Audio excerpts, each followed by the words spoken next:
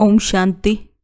ಪತ್ರಪುಷ್ಪ ಅಧಿಕಾರಿತನದ ಸೀಟಿನ ಮೇಲೆ ಇದ್ದುಕೊಂಡು ಸಮಸ್ಯೆಗಳನ್ನು ಸಮಾಧಾನ ಸ್ವರೂಪದಲ್ಲಿ ಪರಿವರ್ತನೆ ಮಾಡಿ.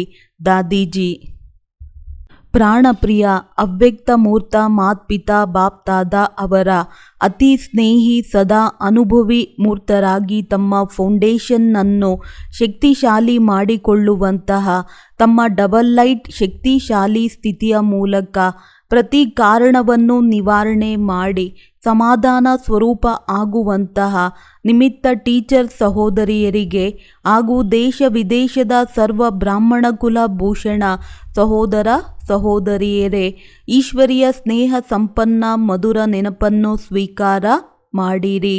ನಂತರದ ಸಮಾಚಾರ ಬಾಬಾರವರು ಹೇಳುತ್ತಾರೆ, ಈ ಯುಗ ಆರುವ ಕಲೆಯ ಯುಗವಾಗಿದೆ.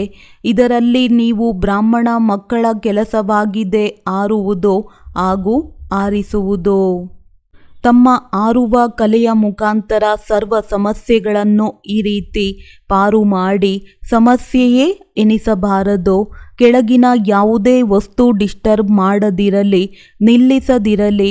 ನಿಮ್ಮ ಹೃದಯದಲ್ಲಿ ನಯನಗಳಲ್ಲಿ ಸದಾ ಒಬ್ಬ ತಂದೆಯೇ ಸಮಾವೇಶವಾಗಿರಲಿ. ಒಬ್ಬ ತಂದೆ, ಬೇರೆ ಯಾರೂ ಇಲ್ಲ. ಸದಾ ಇದೇ ಲಗನ್ನಲ್ಲಿ ಮಗ್ನರಾಗಿರಿ. ಆಗ ಬರುವಂಥ ಪರೀಕ್ಷೆಗಳನ್ನು ಸಮಸ್ಯೆಗಳನ್ನು ಸಹಜವಾಗಿ ಪಾರು ಮಾಡಬಹುದು. ಬಾಬಾರವರ ವಿಜಯೀ ರತ್ನ ಮಕ್ಕಳು ಯಾವುದೇ ಕಾರ್ಯದಿಂದ ಸಮಸ್ಯೆಯಿಂದ ವ್ಯರ್ಥದಿಂದ ಬದಿಗೆ ಸರಿಯುವುದಿಲ್ಲ. ಆದರೆ ಕಾರ್ಯ ಮಾಡುತ್ತಾ ಎದುರಿಸುತ್ತಾ ಸಹಯೋಗಿ ಆಗುತ್ತಾ ಬೇಹದ್ದಿನ ವೈರಾಗ್ಯ ವೃತ್ತಿಯಲ್ಲಿ ಇರುತ್ತಾ ಸಮಸ್ಯೆಯ ಸಮಯ ಸ್ವರಾಜ್ಯ ಅಧಿಕಾರಿಯ ಸೀಟಿನಲ್ಲಿ ಇದ್ದು ಸಮಾಧಾನ ಸ್ವರೂಪ ಆಗುತ್ತಾರೆ. ಕೆಲವು ಬಾರಿ ಹಳೆಯ ಸಂಸ್ಕಾರ ಮತ್ತೆ ಮತ್ತೆ ಸ್ವರೂಪದಲ್ಲಿ ಸಮಸ್ಯೆಯಾಗಿ ಬರುತ್ತದೆ. ಅವುಗಳನ್ನು ಸಮಾಪ್ತಿ ಮಾಡುವುದಕ್ಕಾಗಿ ದಾತ ವಿಧಾತ ಹಾಗೂ ವರದಾತನ ಸಂಸ್ಕಾರವನ್ನು ಇಮರ್ಜ್ ಮಾಡಿಕೊಳ್ಳಿ. ಈ ಸಂಸ್ಕಾರ ಬಲಹೀನ ಸಂಸ್ಕಾರಗಳನ್ನು ಸ್ವತಃವಾಗಿ ಸಮಾಪ್ತಿ ಮಾಡಿಬಿಡುವುದು. ನಾನು ಮಾಸ್ಟರ್ ಸರ್ವಶಕ್ತಿವಂತ ಆತ್ಮನಾಗಿದ್ದೇನೆ. ಈ ಸ್ಮೃತಿಯಲ್ಲಿ ಇರುವುದರಿಂದ ಸರ್ವ ಸಮಸ್ಯೆಗಳು ಒಂದು ಆಟದ ರೀತಿ ಹಾಗೂ ಆಟಿಕೆಗಳ ಪ್ರತಿ ಅನುಭವವಾಗುತ್ತದೆ. ಅತಿ ದೊಡ್ಡ ಮಾತು ಸಹ ಚಿಕ್ಕದು ಆಗಿಬಿಡುತ್ತದೆ. ಹೇಳಿ ಮಧುರ ಸಹೋದರ ಸಹೋದರಿಯರೇ, ಈ ರೀತಿ ಅನುಭವ ಮಾಡುತ್ತೀರಿ ಅಲ್ಲವೇ? ಮಧುಬನ ಬೇಹದ್ದಿನ ಮನೆಗೆ ಈಗ ಜುಲೈ ಆಗಸ್ಟ್ ತಿಂಗಳಿನಲ್ಲಿ ಎಲ್ಲ ಸ್ಥಾನದಲ್ಲಿ ತಪಸ್ಸಿಗಾಗಿ ಬಹಳ ಒಳ್ಳೆಯ ಅಲೆ ನಡೆಯುತ್ತಿದೆ. ಸಾವಿರಾರು ಸಹೋದರ ಸಹೋದರಿಯರು ಬಾಬಾರವರ ಮನೆಗೆ ಬಂದು ಬಹಳ ರಿಫ್ರೆಶ್ ಆದರು. ಸ್ವಯಂವನ್ನು ಸರ್ವಶಕ್ತಿಗಳಿಂದ ತುಂಬಿಕೊಂಡರು.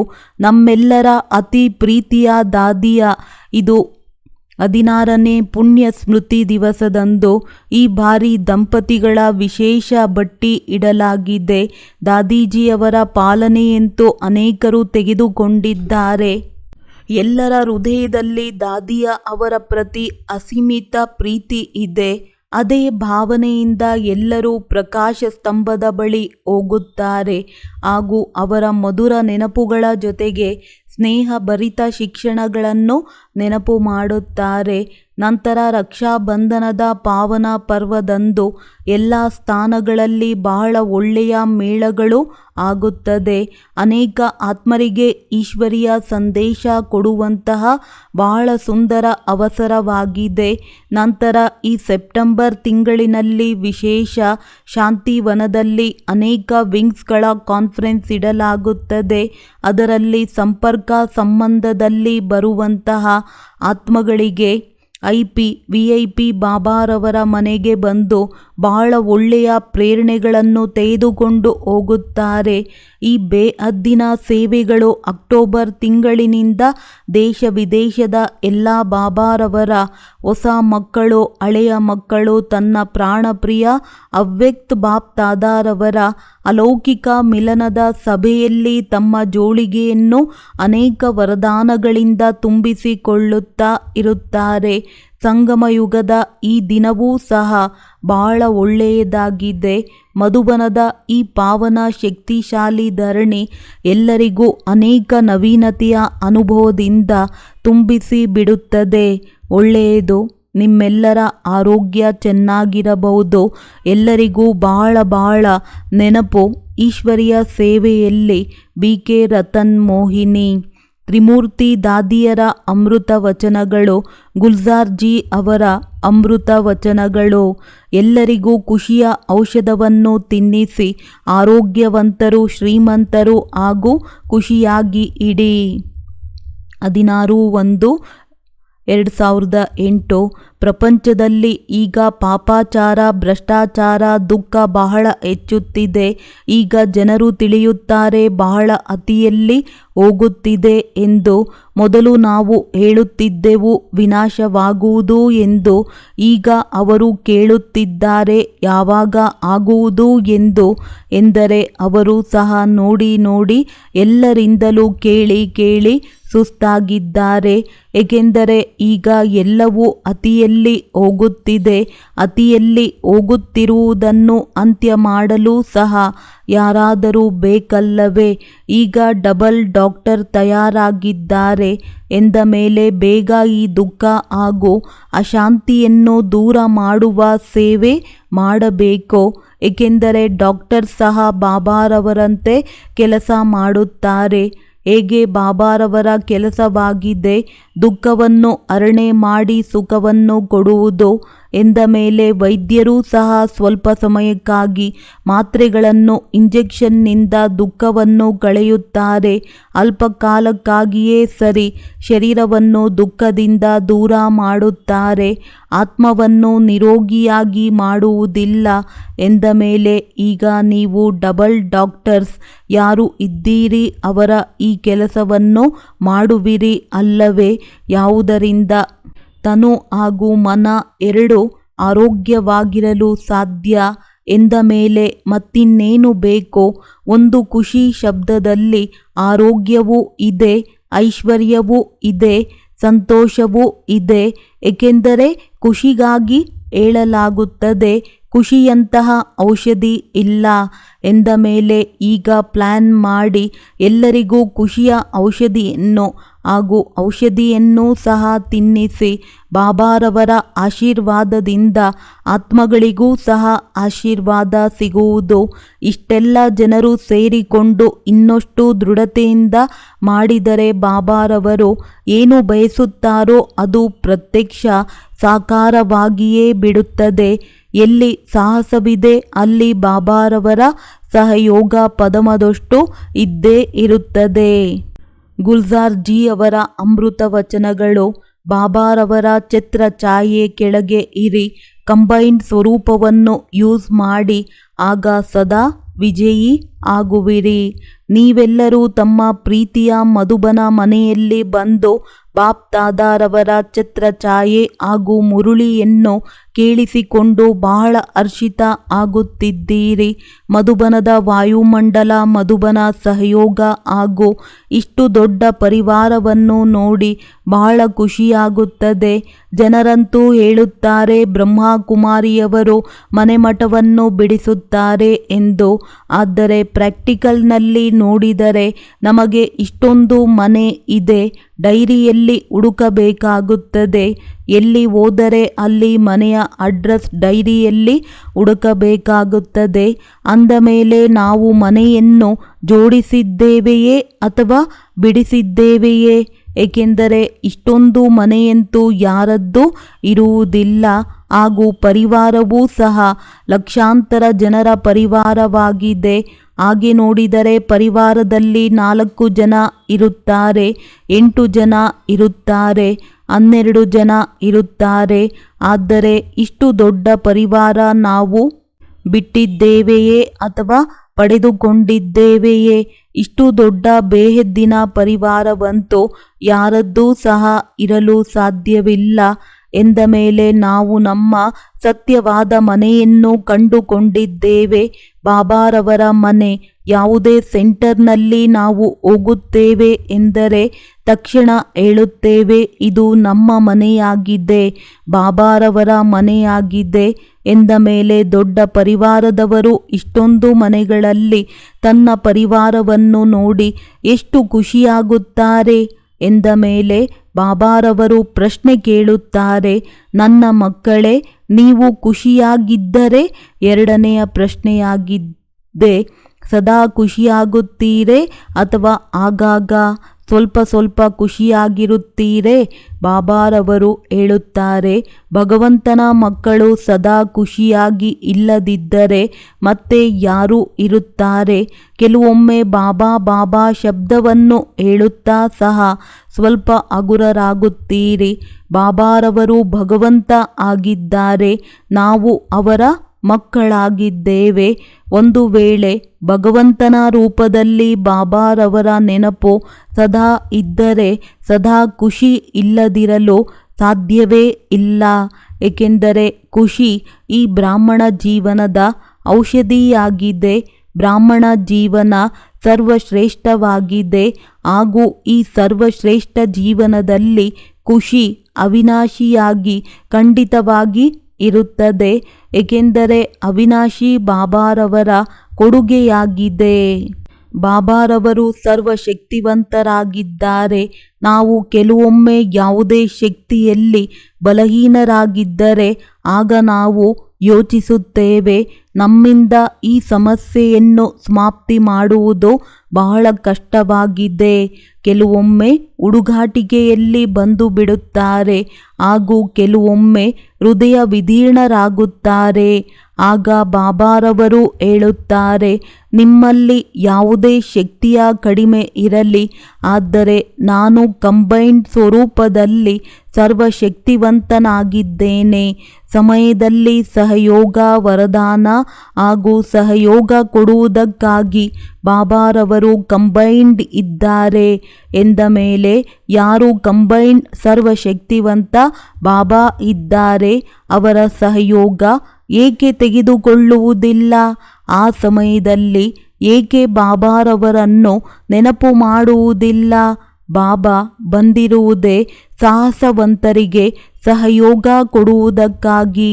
ಒಂದು ಸಾಹಸದ ಹೆಜ್ಜೆ ಹಾಗೂ 1000 ಬಾಬಾರವರ ಸಹಯೋಗ. ಏಕೆಂದರೆ ಬಾಬಾರವರು ಸರ್ವಶಕ್ತಿವಂತರಾಗಿದ್ದಾರೆ.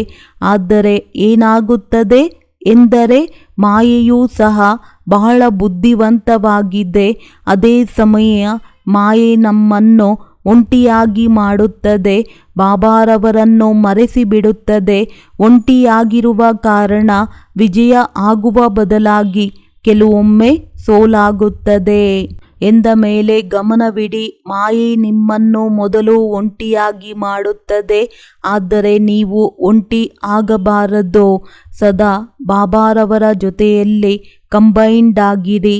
ಒಂದು ಬಾಬಾರವರು ನನ್ನ ಜೊತೆಗಾರ ಎಂದು ಹೇಳಿದರೆ ಯಾರು ಜೊತೆಗಾರರು ಇರುತ್ತಾರೆ ಅವರು ಕೆಲವೊಮ್ಮೆ ಬದಿಗೆ ಸರಿದು ಬಿಡಬಹುದು. ಆದರೆ ಕಂಬೈನ್ಡ್ ಯಾರಾಗಿರುತ್ತಾರೆ ಅವರು ಸದಾ ಜೊತೆಯಲ್ಲಿರುತ್ತಾರೆ ಎಂದ ಮೇಲೆ ಬಾಬಾರವರ ಪ್ರತಿಜ್ಞೆ ಆಗಿದೆ. ಒಂದು ವೇಳೆ ನೀವು ಹೃದಯದಿಂದ ನೆನಪು ಮಾಡಿದರೆ ನನ್ನ ಬಾಬಾ ಪ್ರೀತಿಯ ಬಾಬಾ, ಮಧುರ ಬಾಬಾ, ಆಗ ಬಾಬಾರವರು ಖಂಡಿತವಾಗಿ ಹಾಜರಾಗುತ್ತಾರೆ. ಆದರೆ ಒಬ್ಬ ತಂದೆಯ ಸಂಕಲ್ಪದ ಹೊರತು ಬೇರೆ ಯಾವುದೇ ಸಂಕಲ್ಪ ಇರದಿರಲಿ, ಆಗ ಬಾಬಾರವರು ನನ್ನವರಾಗಿರುತ್ತಾರೆ. ನಾವು ಹೇಳುತ್ತೇವೆ, ಭಗವಂತ ನನ್ನವರು. ಎಲ್ಲಿ ಭಗವಂತ ಇರುತ್ತಾರೆ ಅಲ್ಲಿ ವಿಜಯ ಇದ್ದೇ ಇರುತ್ತದೆ. ಒಬ್ಬ ಬಾಬಾರವರೇ ಭಗವಂತ ಆಗಿದ್ದಾರೆ ಹಾಗೂ ಅವರು ನನಗೆ ಸಿಕ್ಕಿಬಿಟ್ಟಿದ್ದಾರೆ. ಇದೇ ನಿಶ್ಚಯದ ಖುಷಿ ಹಾಗೂ ಮಸ್ತಿಯಲ್ಲಿ ಇರಬೇಕು. ಏಕೆಂದರೆ ಭಗವಂತ ಏನನ್ನು ಹೇಳಿದ್ದಾರೆ ಅದು ಆಗಲೇಬೇಕು. ಬಾಬಾರವರು ಹೇಳುವುದು ಹಾಗೂ ಅದೇ ಸಮಯ ನಾನು ಅದನ್ನು ಮಾಡುವುದು. ಈ ಒಂದು ದೃಢ ಸಂಕಲ್ಪದಿಂದಲೇ ಮೊಮ್ಮಾರವರು ಮೊಮ್ಮ ಆದರು. ನಮಗೂ ಸಹ ಬಹಳ ಪರಿಶ್ರಮ ಪಡುವ ಅವಶ್ಯಕತೆ ಇಲ್ಲ. ಈಗಂತೂ ಜ್ಞಾನ ಇಷ್ಟು ಸ್ಪಷ್ಟವಾಗಿದೆ. ಹಾಗೂ ಬಾಬಾರವರು ಒಂದೇ ಶಬ್ದವನ್ನು ಹೇಳುತ್ತಾರೆ. ಏನನ್ನು ಬ್ರಹ್ಮ ಬಾಬಾರವರು ಮಾಡಿದರು ಅದನ್ನೇ ಫಾಲೋ ಮಾಡಿ. ದಿನಚರಿಯನ್ನು ಸಹ ಹೇಳಿಬಿಟ್ಟಿದ್ದಾರೆ. ಮುಂಜಾನೆ ಎಷ್ಟು ಗಂಟೆಗೆ ಕುಳಿತುಕೊಳ್ಳಿ, ಹೇಗೆ ಕುಳಿತುಕೊಳ್ಳಿ ಎಂದ ಮೇಲೆ ಅದೇ ವಿಧಿಯಲ್ಲಿ ಕುಳಿತುಕೊಳ್ಳಬೇಕು. ನಂತರ ಮುರುಳಿಯನ್ನು ಸಹ ಈ ರೀತಿ ಕೇಳಬೇಕು. ಗೀತಾ ಜ್ಞಾನವನ್ನು ಕೇಳುತ್ತಾ ಕೇಳುತ್ತಾ ಮಂತ್ರಮುಗ್ಧ ಸ್ಥಿತಿಯನ್ನು ತಲುಪಿಬಿಡುವಂತೆ ಬಾಬಾರವರು ನನಗೋಸ್ಕರ ಬಂದಿದ್ದಾರೆ ಹಾಗೂ ಮುರುಳಿಯ ಮೂಲಕ ನನ್ನ ಜೊತೆ ಮಾತನಾಡುತ್ತಿದ್ದಾರೆ, ನನ್ನನ್ನು ಓದಿಸುತ್ತಿದ್ದಾರೆ. ಹೇಗೆ ನನ್ನ ಬಾಬಾ ಅದೇ ರೀತಿ ನನ್ನ ಟೀಚರ್ ನನಗಾಗಿಯೇ ಬಂದಿದ್ದಾರೆ. ಈ ನಶೆ ಇರಬೇಕು. ನಂತರ ಕೇವಲ ಕರ್ಮಕರ್ತ ಅಲ್ಲ, ಕರ್ಮಯೋಗಿಯಾಗಿ ಕರ್ಮ ಮಾಡಿ. ಕರ್ಮ ಹಾಗೂ ಯೋಗ ಎರಡೂ ಜೊತೆ ಜೊತೆ ಇರಲಿ. ಕರ್ಮದಲ್ಲಿ ಪರಮಾತ್ಮ ತಂದೆಯ ನೆನಪು ಇರುವ ಕಾರಣ ಏನೆಲ್ಲ ಕರ್ಮವನ್ನು ಮಾಡುವಿರಿ ಅದರಲ್ಲಿ ಸಫಲತೆ ಆಗಿಯೇ ಆಗುತ್ತದೆ. ಏಕೆಂದರೆ ಎಂತಹ ಸ್ಮೃತಿ ಅಂತಹ ಸ್ಥಿತಿ ಆಗುತ್ತದೆ, ಎಂತಹ ಸ್ಥಿತಿ ಅಂತಹ ಕರ್ಮ ನಡೆಯುತ್ತದೆ. ಹಾಗೂ ನೆನಪಿನ ಖುಷಿಯಲ್ಲಿ ಕೆಲಸ ಮಾಡುತ್ತಾ ಸುಸ್ತು ಆಗುವುದಿಲ್ಲ. ನಿರ್ಣಯವೂ ಸಹ ಬಹಳ ಸರಿಯಾಗಿರುತ್ತದೆ. ಹಾಗಾಗಿ ಬಾಬಾರವರು ಹೇಳುತ್ತಾರೆ, ಕೇವಲ ಕರ್ಮವಲ್ಲ ಆದರೆ ಕರ್ಮಯೋಗಿಯಾಗಿ. ಆದ್ದರಿಂದ ಮಧ್ಯದಲ್ಲಿ ಕರ್ಮ ಮಾಡುತ್ತಾ ಪರಿಶೀಲನೆ ಮಾಡಿಕೊಳ್ಳಿ ಹಾಗೂ ಬದಲಾವಣೆ ಮಾಡುತ್ತಾ ಹೋಗಿ. ಬಾಬಾರವರು ಸಹ ಮಧ್ಯದಲ್ಲಿ ಡ್ರಿಲ್ ಮಾಡುವ ಯುಕ್ತಿಯನ್ನು ಹೇಳಿದ್ದಾರೆ. ಈ ವಿಧಿಯಿಂದ ತಮ್ಮ ಬಲಹೀನತೆಗಳನ್ನು ಚೆಕ್ ಮಾಡಿ ಹಾಗೂ ಚೇಂಜ್ ಮಾಡಿ.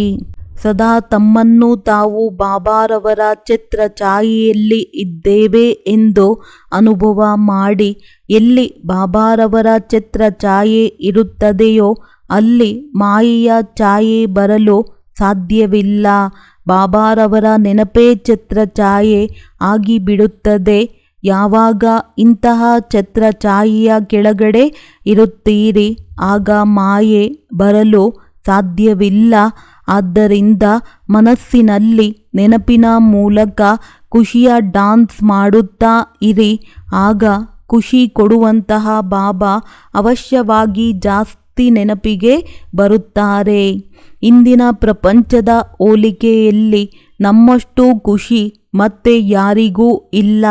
ಒಂದು ವೇಳೆ ನಮ್ಮ ಖುಷಿ ಹೊರಟು ಹೋದರೆ ಆಗ ಅದರ ಕಾರಣ ಯಾರಾದರೂ ಏನಾದರೂ ಕೆಟ್ಟದ್ದು ಹೇಳಿದರು, ಅಪಮಾನ ಮಾಡಿದರು ಅಥವಾ ಸುಳ್ಳು ಹೇಳಿದರು, ಹಾಗಾಗಿ ಬಹಳ ಕೋಪ ಬಂತು ಎಂದಾದರೂ ಮನಸ್ಸಿನಲ್ಲಿ ಫೀಲಿಂಗ್ನ ಫ್ಲೂ ಬರುತ್ತದೆ ಎಂದರೆ ಮನಸ್ಸು ಖುಷಿಯಾಗಿ ಇರುವುದಿಲ್ಲ. ಅನ್ಯರ ಮಾತುಗಳಿಂದ ನಮ್ಮ ಖುಷಿ ಹೊರಟು ಹೋಯಿತು ಹಾಗೂ ನಮಗೆ ಇನ್ನಷ್ಟು ಕಷ್ಟವನ್ನು ಕೊಟ್ಟು ಹೋಯಿತು. ಏಕೆಂದರೆ ನಾವು ಮಾತುಗಳನ್ನು ಭಿನ್ನ ರೂಪದಲ್ಲಿ ಯೋಚಿಸುತ್ತಿರುತ್ತೇವೆ ಎಂದ ಮೇಲೆ ಕಳೆದು ಹೋದ ಮಾತುಗಳನ್ನು ಯೋಚಿಸಬೇಡಿ. ಏಕೆಂದರೆ ಇದರಿಂದ ನಮ್ಮ ಖುಷಿ ಕಳೆದು ಹೋಗುತ್ತದೆ. ಬಾಬಾರವರಿಂದ ಸಿಕ್ಕಿರುವಂತಹ ಆತ್ಮಿಕ ಖುಷಿ ಅತೀಂದ್ರಿಯ ಸುಖವನ್ನು ಎಂದಿಗೂ ಕಳೆದುಕೊಳ್ಳಬೇಡಿ, ಸಮಾಪ್ತಿ ಮಾಡಬೇಡಿ. ಬಾಬಾರವರು ಹೇಳುತ್ತಾರೆ, ಖುಷಿಯಾಗಿರಿ, ಖುಷಿಯನ್ನು ಹಂಚಿ. ಎಷ್ಟು ಹಂಚುತ್ತೀರಿ ಅಷ್ಟು ವೃದ್ಧಿಯಾಗುವುದು. ಹೇಗೆ ಬಾಬಾ ನಮಗೆ ಖುಷಿಯ ಖಜಾನೆಯನ್ನು ಕೊಡುತ್ತಾರೆ, ನಾವು ಪಡೆದುಕೊಂಡು ಖುಷಿಯಾಗುತ್ತಿದೆ. ಹಾಗೆ ನೀವೆಲ್ಲರೂ ಸಹ ರೆಕಾರ್ಡ್ನ ಚಾರ್ಟ್ ಬಾಬಾರವರಿಗೆ ಕೊಡುತ್ತೀರಾ? ಇದಕ್ಕಾಗಿ ಈಗಿನಿಂದಲೇ ಪರಿಶೀಲಿಸಿಕೊಳ್ಳಿ. ಸದಾ ಖುಷಿಯಾಗಿದ್ದೇವೆಯೇ ಅಥವಾ ಖುಷಿಯಾಗಿದ್ದೇವೆಯೇ? ಕೆಲವೊಮ್ಮೆ ಖುಷಿಯಾಗಿದ್ದೇವೆ ಅಷ್ಟೇ ಎಂದರೆ ಸತ್ಯಯುಗ ರಾಜ್ಯದಲ್ಲೂ ಸಹ ಕೆಲವೊಮ್ಮೆ ಭೇಟಿಯಾಗಲು ಬರುವಿರಿ, ಜೊತೆಗಾರ ಸಹಯೋಗಿ ಆಗಿರುತ್ತೀರಿ ಅಷ್ಟೇ. ಅಲ್ಲಿಯೂ ಸಹ ವಿಶ್ವ ರಾಜ್ಯ ಅಧಿಕಾರಿಯ ಸಮೀಪ ಇರುವಿರಿ ಎಂದ ಮೇಲೆ ಈಗ ಬಾಬಾರವರ ಸಮೀಪ ಅಲ್ಲಿಯೂ ಸಮೀಪ ಇರುವಿರಿ.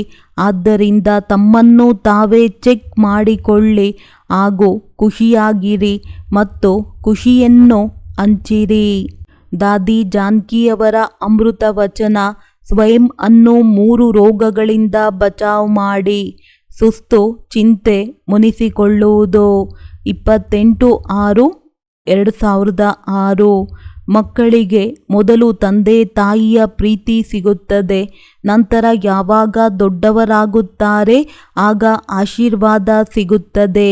ತಂದೆಯ ಪ್ರೀತಿ ಮಕ್ಕಳಿಗೆ ವಾದಗಳನ್ನು ಪಡೆಯುವ ಪಾತ್ರವನ್ನಾಗಿ ಮಾಡುತ್ತದೆ. ನಂತರ ಜ್ಞಾನ ಸಾಗರನ ರೂಪದಲ್ಲಿ ಓದಿಸಿ, ಹೂ ಆಮ್ ಐ, ನಾನು ಯಾರಾಗಿದ್ದೇನೆ, ಎಲ್ಲಿಯವರೆಗೂ ಆತ್ಮದ ಫೀಲಿಂಗ್ ಬಂದಿಲ್ಲ ಅಲ್ಲಿಯವರೆಗೆ ಅವರ ಜನ್ಮವೇ ಆಗಿಲ್ಲ. ಪರಮಾತ್ಮ ಹೇಳುತ್ತಿದ್ದಾರೆ, ನೀವು ಆತ್ಮರಾಗಿದ್ದೀರಿ ಎಂದ ಮೇಲೆ ಶರೀರದಿಂದ ಡಿಟ್ಯಾಚ್ ಆಗಿ, ಏಕೆಂದರೆ ಅವರು ಪುನರ್ಜನ್ಮದಿಂದ ಭಿನ್ನರಾಗಿದ್ದಾರೆ. ಆದ್ದರಿಂದ ಅವರ ಮಾತಿನಲ್ಲಿ ಶಕ್ತಿ ಇದೆ. ಯಾರು ದೇಹದ ಸಂಬಂಧದಿಂದ ಭಿನ್ನರಾಗಿದ್ದಾರೆ ಅವರು ನನ್ನೊಂದಿಗೆ ಮಾತನಾಡುತ್ತಿದ್ದಾರೆ, ದೃಷ್ಟಿ ಕೊಡುತ್ತಾರೆ, ಮನೆಯ ನೆನಪನ್ನು ತರಿಸುತ್ತಾರೆ. ನಾನು ಭಗವಂತನ ಸನ್ಮುಖದಲ್ಲಿ ಇದ್ದೇನೆ. ಈ ಸಂಕಲ್ಪ ಮಾಡುತ್ತಿದ್ದಂತೆಯೇ ಖುಷಿ ಬಂದು ಬಿಡುತ್ತದೆ. ಈ ಪ್ರಪಂಚ ಹಳೆಯದಾಗಿದೆ, ಬೇರೆಯವರದ್ದಾಗಿದೆ, ಗಲೀಜಾಗಿದೆ. ನಾನು ಆತ್ಮ ತಂದೆಯವರಾಗಿದ್ದೇನೆ ಎಂದ ಮೇಲೆ ಅನೇಕ ಜನ್ಮಗಳ ವಿಕಾರಿ ಸಂಸ್ಕಾರ ಸಮಾಪ್ತಿಯಾಯಿತು. ಇಲ್ಲಿಯವರೆಗೂ ಹಳೆಯ ವಿಕಾರಿ ಸಂಸ್ಕಾರ ಚಿಕ್ಕ ಪುಟ್ಟ ಬಿರುಗಾಳಿಯನ್ನು ತರುತ್ತಿದ್ದವು. ಮುನಿಸಿಕೊಳ್ಳುವುದು ಸಹ ಸಂಸ್ಕಾರವಾಗಿದೆ. ಚೆಹರೆ ಚೇಂಜ್ ಆಗಿಬಿಡುತ್ತದೆ. ಭಾಗ್ಯವಂತರು ಎಂದೂ ಮುನಿಸಿಕೊಳ್ಳುವುದಿಲ್ಲ. ಅವರು ಬಾಬಾರವರನ್ನು ನೋಡುತ್ತಾರೆ ಎಂದರೆ ನಶೆ ಏರುತ್ತದೆ. ಉಲ್ಟಾ ನಶೆಯವರು ಮುನಿಸಿಕೊಳ್ಳುತ್ತಾರೆ. ನಾನು ಈ ಸೇವೆ ಮಾಡಿದೆ, ನಾನು ಆ ಸೇವೆ ಮಾಡಿದೆ, ಆದರೆ ನನ್ನನ್ನು ಯಾರೂ ಕೇಳಲಿಲ್ಲ. ಭೋಜನವೂ ಸಹ ಹಿಡಿಸುವುದಿಲ್ಲ, ಸರಿಯಾಗಿ ಬರುವುದಿಲ್ಲ. ಸರಿಯಾದ ನಶೆ, ನಾರಾಯಣರನ್ನಾಗಿ ಮಾಡುವ ನಶೆ, ಲಕ್ಷ್ಮೀಪತಿ, ಪ್ರಕೃತಿಪತಿ, ಈ ನಶೆ ಇದ್ದರೆ ಆ ಲಕ್ಷಣ ಬರುತ್ತದೆ.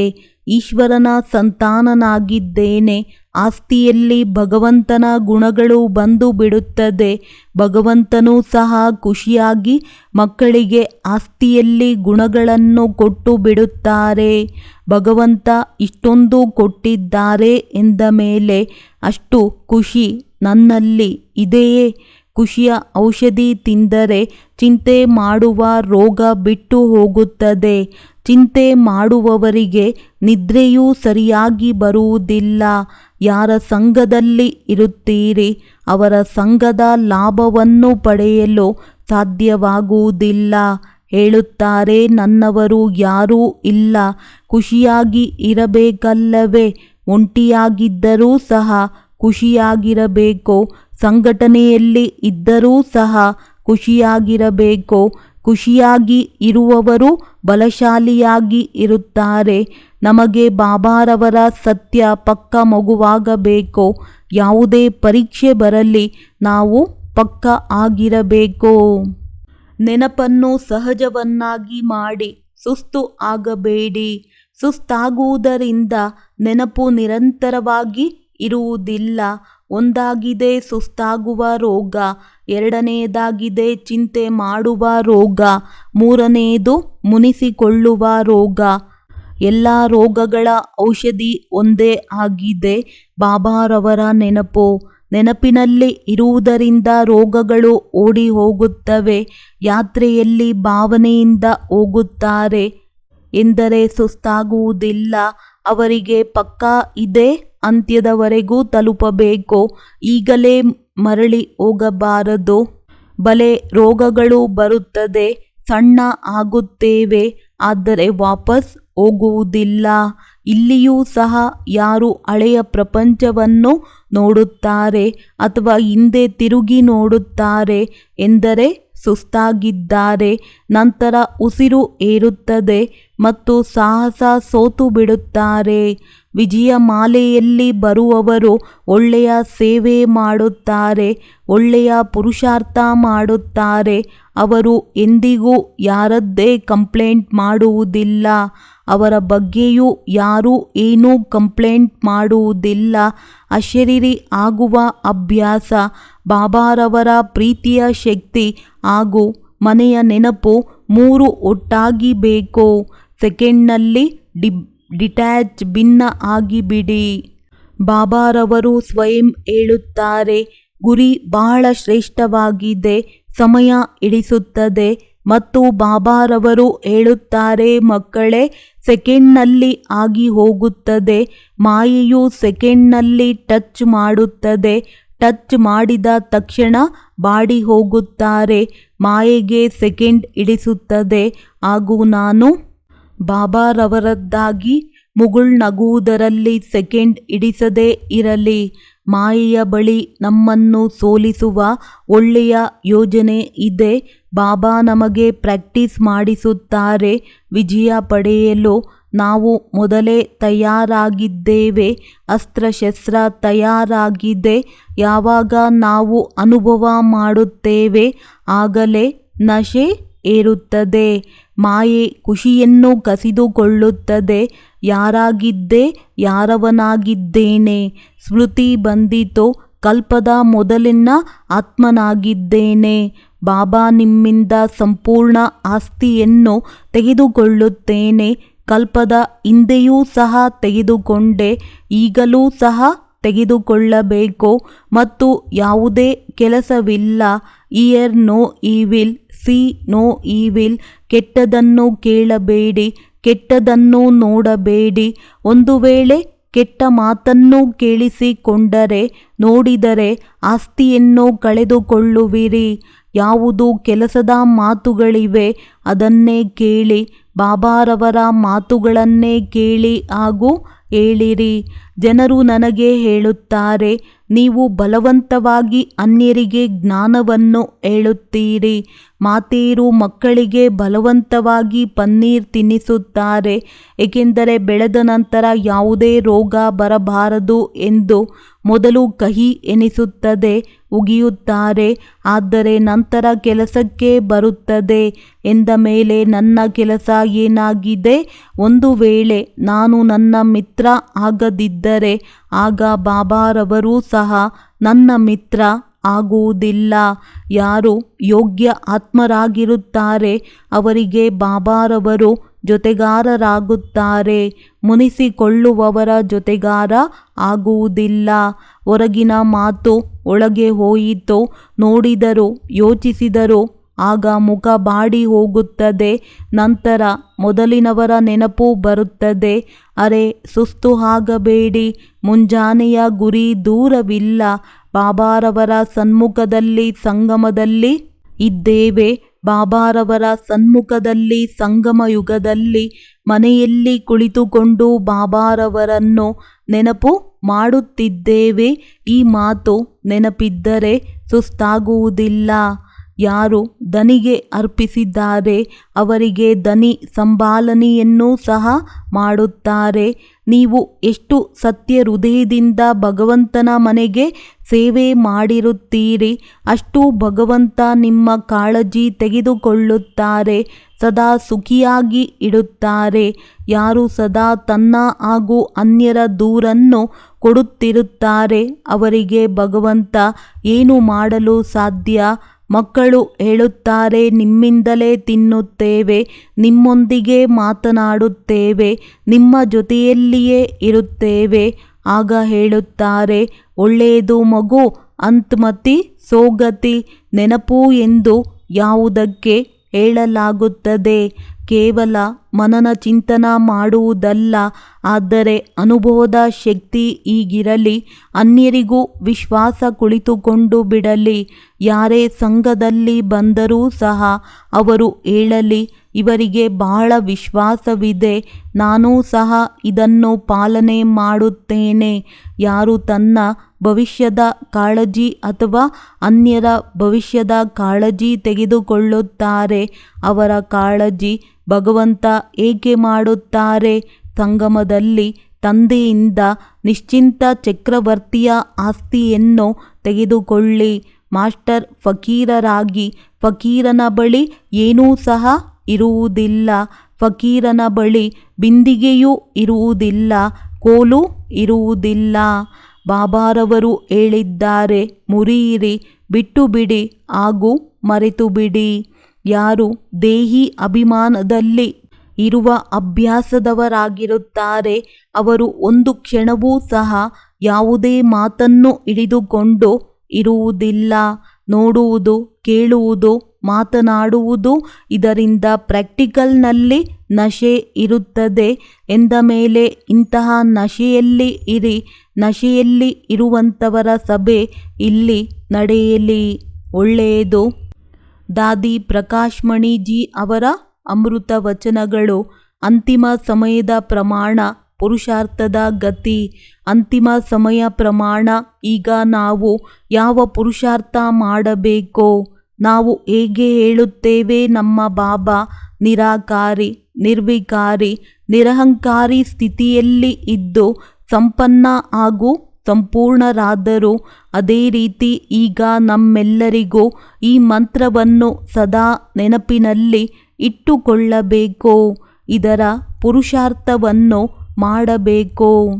ಜೀವನದಲ್ಲಿ ತ್ಯಾಗ, ತಪಸ್ಸು, ಸೇವೆ, ಈ 3 ಮಾತುಗಳ ಬ್ಯಾಲೆನ್ಸ್ ಇರಲಿ. ನಮ್ಮೆಲ್ಲರಿಗೂ ಈ ಲಕ್ಷ್ಯವಿದೆ. ಈಗ ನಮಗೆ ಬಾಬಾರವರ ಸಮಾನ ಕರ್ಮಾತೀತ ಸಾಕ್ಷಾತ್ಕಾರ ಮೂರ್ತರಾಗಬೇಕು. ಇದರಿಂದ ನಮ್ಮ ಬುದ್ಧಿ ದಿವ್ಯವಾಗುತ್ತದೆ.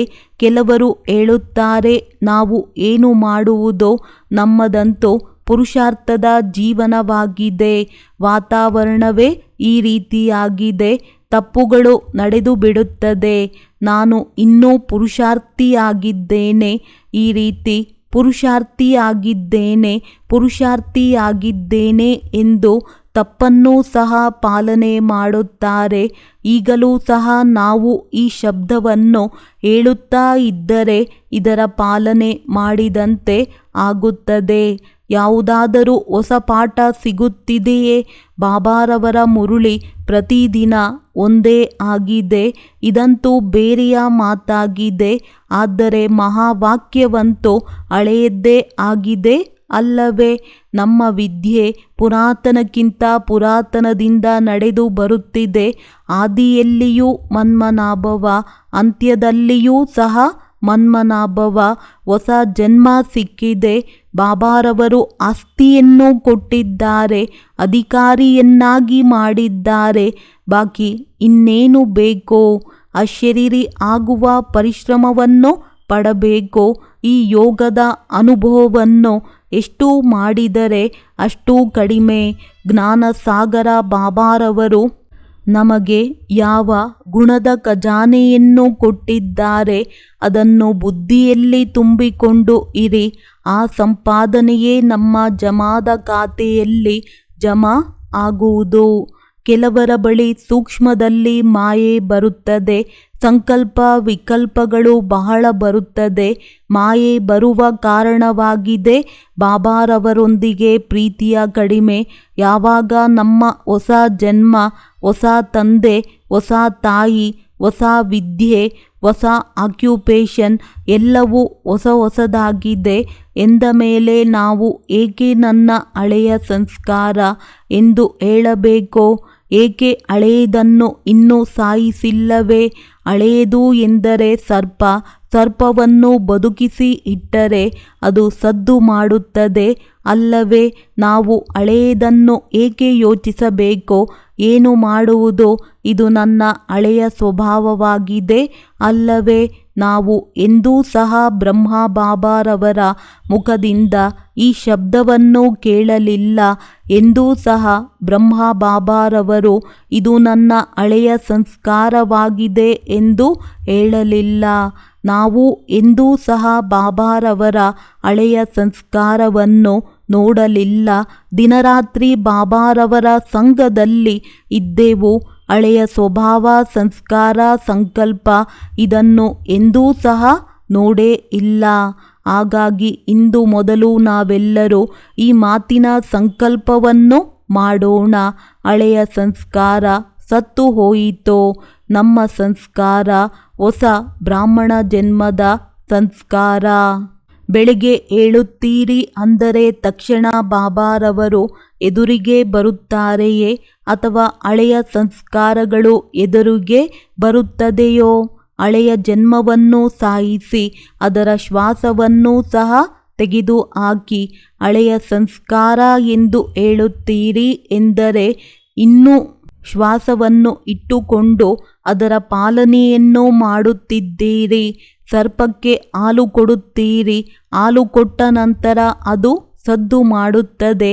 ಏಕೆ? ಹಳೆಯ ಸಂಸ್ಕಾರವಿದೆ ಎಂದು ಹೇಳುತ್ತೀರಿ. ಜನ್ಮ ಹೊಸದಾಗಿದೆ, ಪರಿವಾರ ಹೊಸದಾಗಿದೆ, ವಿದ್ಯೆ ಹೊಸದಾಗಿದೆ. ನಾವು ಹೊಸ ಪ್ರಪಂಚಕ್ಕೆ ಹೋಗಬೇಕಾಗಿದೆ.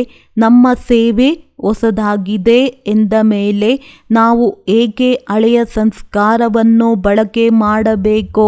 ಹಾಗಾಗಿ ನಾವು ಈ ಬಟ್ಟಿಯಲ್ಲಿ ಹಳೆಯ ಸಂಸ್ಕಾರಗಳನ್ನು ಸಮಾಪ್ತಿ ಮಾಡಿ ಹೋಗೋಣ. ಆಗಲೇ ಬ್ರಾಹ್ಮಣ ಜೀವನದ ಸುಖವನ್ನು ಪಡೆಯಲು ಸಾಧ್ಯ. ಕೆಲವರು ನಡೆಯುತ್ತಾ ನಡೆಯುತ್ತಾ ಸುಸ್ತಾಗಿ ಹೋಗುತ್ತಾರೆ. ಆದರೆ ನಮ್ಮ ಬಾಬಾರವರು ಎಂದಾದರೂ ಸುಸ್ತಾಗುತ್ತಾರೆಯೇ? ಎಂದ ಮೇಲೆ ನಾವು ಸಹ ಬಾಬಾರವರಂತೆ ಅವಿಶ್ರಾಂತ ಏಕೆ ಆಗಬಾರದು? ಇದಕ್ಕಾಗಿ ಸರಿಯಾದ ಸಮಯದಲ್ಲಿ ಮಲಗಿ ಸರಿಯಾದ ಸಮಯದಲ್ಲಿ ಎದ್ದೇಳಿ. ಆಗ ಸುಸ್ತಾಗುವ ಮಾತು ಇರುವುದಿಲ್ಲ. ಆದರೆ ಯಾವಾಗ ಹೃದಯ ವಿದೀರ್ಣ ಹುಡುಗಾಟಿಕೆಯಲ್ಲಿ ಬರುತ್ತೀರಿ ಆಗ ಸುಸ್ತಾಗುತ್ತೀರಿ. ಹಾಗಾಗಿ ನಾವು ಹುಡುಗಾಟಿಕೆಯಲ್ಲಿ ಬರಬಾರದು ಹಾಗೂ ಸುಸ್ತಾಗದ ಹಾಗೆ ಇರಬೇಕು. ಸದಾ ಆಕ್ಟಿವ್ ಆಗಿರಬೇಕು.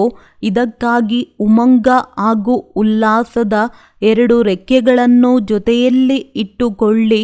ಮೂರನೆಯದು ತಮ್ಮ ಮೋಜಿನಲ್ಲಿ ಮಸ್ತಿಯಲ್ಲಿ ಇರಿ. ಯಾರಾದರೂ ತಪ್ಪಾಗಿ ನಿಮ್ಮ ಜೊತೆ ಮಾತನಾಡುತ್ತಾರೆ ಎಂದರೆ ಅದನ್ನು ಒಂದು ಕಿವಿಯಿಂದ ಕೇಳಿಸಿಕೊಂಡು ಇನ್ನೊಂದು ಕಿವಿಯಿಂದ ಬಿಟ್ಟು ಬಿಡಿ.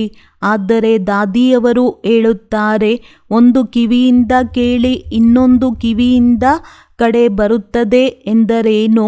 ಅದು ಮನಸ್ಸಿನಲ್ಲಿ ಓಡಾಡಿ ಹೊರಗೆ ಬೀಳುತ್ತದೆ. ಹಾಗಾಗಿ ಒಂದು ಕಿವಿಯಿಂದಲೇ ಕೇಳಿ, ಆ ಕಿವಿಯಿಂದಲೇ ಬಿಟ್ಟು ಬಿಡಿ. ಇದೇ ಒಳ್ಳೆಯದಾಗಿದೆ. ಹೇಗೆ ಒಂದು ಕಿವಿಯಲ್ಲಿ ನೀರು ಬಿದ್ದರೆ ಆ ಕಿವಿಯಿಂದ ಹೊರಗಡೆ ತೆಗೆಯುತ್ತೀರಿ, ಇದೇ ರೀತಿ ಇಲ್ಲಿಯೂ ಯಾವ ಕಿವಿಯಲ್ಲಿ ಕೇಳಿದ್ದೀರಿ ಅದೇ ಕಿವಿಯಿಂದ ಬಿಟ್ಟು ಬಿಡಿ. ವ್ಯರ್ಥ ಮಾತುಗಳನ್ನು ಯೋಚಿಸಬೇಡಿ. ವ್ಯರ್ಥ ಮಾತುಗಳನ್ನು ಕೇಳಿ ಅದನ್ನು ಸಮಾಪ್ತಿ ಮಾಡಲು ಏಕೆ ಸಮಯವನ್ನು ತೆಗೆದುಕೊಳ್ಳುತ್ತೀರಿ? ಇದು ಸಹ ತಪ್ಪಾಗಿದೆ. ಯಾವುದೇ ಸಮಯ, ಯಾವುದೇ ಮಾತು ನಮ್ಮನ್ನು ಆಶ್ಚರ್ಯಯುಕ್ತರಾಗಿ ಮಾಡದಿರಲಿ. ನಾನು ಇಂದು ಆಶ್ಚರ್ಯವಂತನಾಗಿದ್ದೇನೆ, ಕಷ್ಟದಲ್ಲಿದ್ದೇನೆ. ಈಗ ಇಂತಹ ಭಾಷೆಯನ್ನು ಸಮಾಪ್ತಿ ಮಾಡಿ. ಇಂತಹ ಮಾತುಗಳನ್ನು ಕೇಳಬೇಡಿ ಹಾಗೂ ಆಶ್ಚರ್ಯವನ್ನು ಸಹ ಪಡಬೇಡಿ. ಯಾರು ವ್ಯರ್ಥ ಮಾತುಗಳನ್ನು ಕೇಳಿಸಿಕೊಳ್ಳಬೇಡಿ ಹಾಗೂ ಅದರ ಚಿಂತನೆಯನ್ನು ಸಹ ಮಾಡಬೇಡಿ. ಯಾರದ್ದಾದರೂ ಮನಸ್ಸು ಭಾರವಾಗಿದ್ದರೆ ಅವರ ಕೆಲಸ ಅದನ್ನು ಅನ್ಯರ ಬಳಿ ಹೋಗಿ ಹೇಳಿ ಅವರ ಮನಸ್ಸನ್ನು ಹಗುರ ಮಾಡಿಕೊಳ್ಳುವುದು. ಆದರೆ ಅವರ ಮಾತುಗಳನ್ನು ಕೇಳಿ ನಾನು ಭಾರಿ ಆಗಬಾರದು. ನಾವು ಯಾರ ಮನಸ್ಸನ್ನು ಭಾರಿ ಮಾಡಬಾರದು. ಮಾತುಗಳು ಬರುತ್ತವೆ ಹಾಗೂ ಒಂದು ಕ್ಷಣದಲ್ಲಿ ಸಮಾಪ್ತಿ ಆಗಿಬಿಡುತ್ತದೆ. ಹಾಗೆಯೇ ಹೇಳಲಾಗುತ್ತದೆ, ಡ್ರಾಮಾದ ಬಿಂದಿಯನ್ನು ಇಡುವುದನ್ನು ಕಲಿಯಿರಿ. ಇದರ ವಿಧಿಯಾಗಿದೆ ಡ್ರಾಮಾ ಬಿಂದು. ಮಾತುಗಳು ಬರುತ್ತದೆ, ಆದರೆ ಬರುತ್ತದೆ ಹಾಗೂ ಹೋಗುತ್ತದೆ. ಈಗ ಈ ಎಲ್ಲ ಮಾತುಗಳಿಂದ ನಮಗೆ ಮುಕ್ತರಾಗಬೇಕು. ಒಳ್ಳೆಯದು. ಓಂ ಶಾಂತಿ.